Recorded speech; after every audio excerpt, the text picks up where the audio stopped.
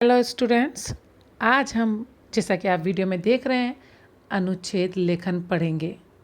आपके सिलेबस में ये नया है, इसलिए ध्यान दीजिएगा।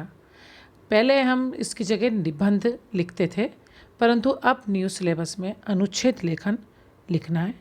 आपको लग रहा होगा कि अनुच्छेद लेखन में क्या है, तो अनुच्छेद लेखन क्या है, कैसे लिखा जाता है, निबंध और अनुच्छेद में अंतर क्या है, तो ये सब मैं आपको इस वीडियो में बताऊंगी कि अनुच्छेद और निबंध में अंतर क्या है, अनुच्छेद किसे कहते हैं, ये आप कैसे लिख सकते हैं, ये सब इस वीडियो में आप सीखेंगे। तो सबसे पहले हम अनुच्छेद की परिभाषा जान लें।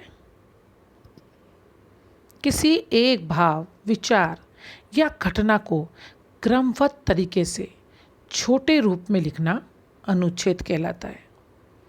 अनुच्छेद शब्द अंग्रेजी में पैराग्राफ कहलाता है। आप पैराग्राफ राइटिंग के बारे में सुना होगा, वही अनुच्छेद लेखन है।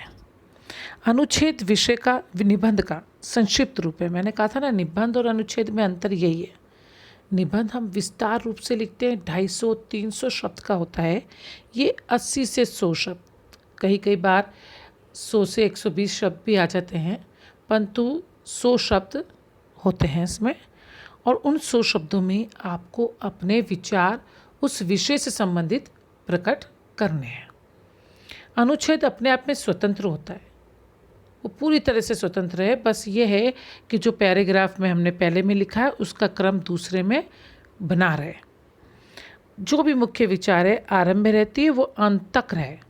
मतलब इसमें हम कुछ एक्स्ट्रा लिख नहीं रहे, तो मुख्य बात जो आरंभ में लिखी है वो अंत तक बनी रहे, ये हमारा प्रयास रहना चाहिए।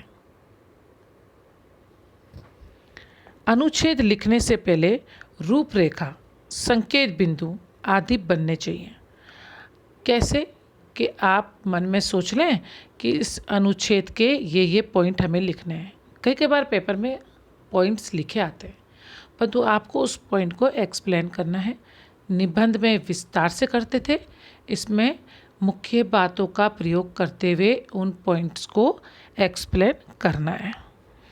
संकेत बिंदु आदि को ध्यान में रखते हुए अनुच्छेद लिखना है। अनुच्छेद में विषय के किसी एक ही पक्ष का वर्णन करें। वैसे भी उस विषय के एक पक्ष के बारे में ही आपसे पूछा जाएगा, और उसी पक्ष को, जो विषय का मुख्य विषय का वो है, उसी को लेके चलें कि उसमें क्या कहना है। क्यों? क्योंकि हमें संक्षिप्त में लिखना है, विस्तार में लिखना नहीं है, इसलिए हम उस विषय से इधर उधर नहीं होंगे। निश्चित है, कोई भी चीज़ लिखते हैं तो उसकी भाषा हिंदी में सरल और स्पष्ट होनी चाहिए, और प्रभावशाली भी होनी चाहिए, जो पढ़ने में अच्छी लगे। और फिर यहाँ तो हम पॉइंट टू पॉइंट बात कर रहे हैं, तो ज़्यादा प्रभावशाली होनी चाहिए, क्योंकि हम इधर उधर की बातें कर ही नहीं रहे, तो पढ़ने वालों को प्रभावित तो करेगी। और निबंध से छोटा रूप है, हमको लिखते वक्त ये विशेष तौर से ध्यान रखना है कि ये विस्तारित रूप ना ले ले। और ये तभी हो सकता है जब हम मुख्य बातों को ही उसमें लिखें, पॉइंट को माइंड में सोच लें कि हमें कौन कौन से पॉइंट को एक्सप्लेन करना है इस विषय के प्रति, और अगर पॉइंट लिखे हुए हैं तो उसको एक्सप्लेन कर दें।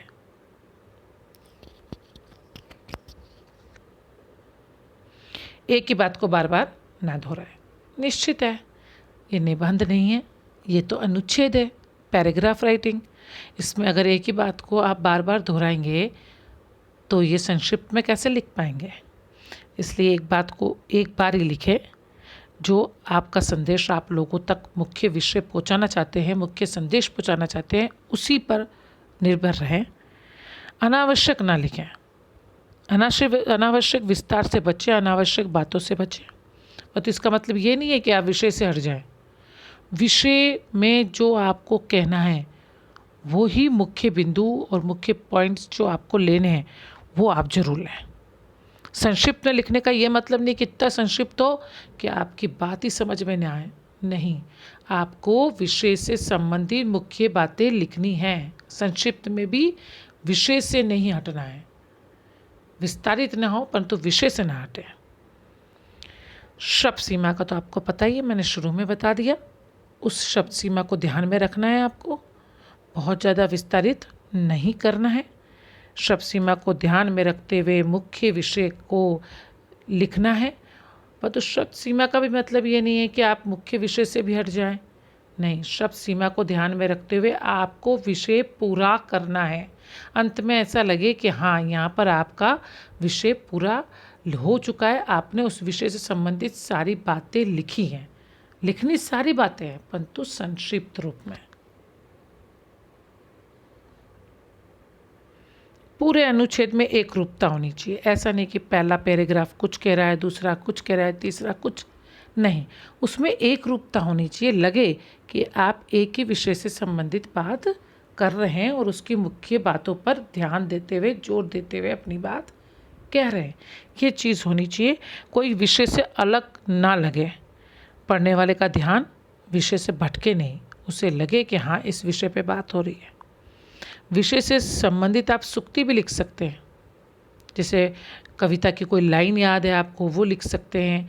कोई एग्जाम्पल लिखना चाहे तो वो लिख सकते हैं। ये लिखें जैसे आप निबंध में लिखते थे ना, वैसे इसमें भी लिखें।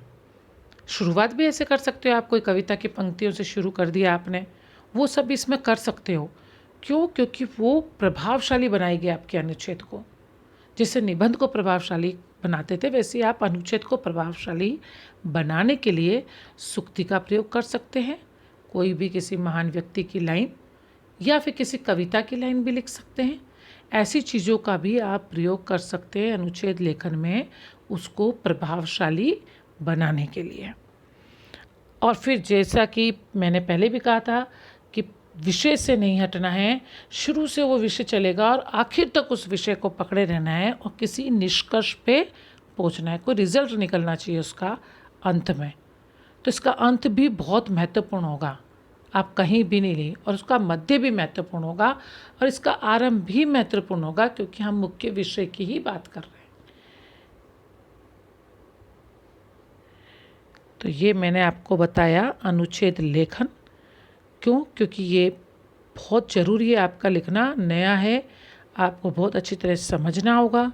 और इसको और अच्छे और विस्तार से समझाने के लिए इसके उदाहरण देना बहुत ज़रूरी है। और मैं कल के वीडियो में आपको उदाहरण दूंगी और उदाहरण के साथ समझाऊंगी कि आप अनुच्छेद को किसी मुख्य विषय के साथ मुख्य पॉइंट में कैसे लिख सकते हैं। धन्यवाद।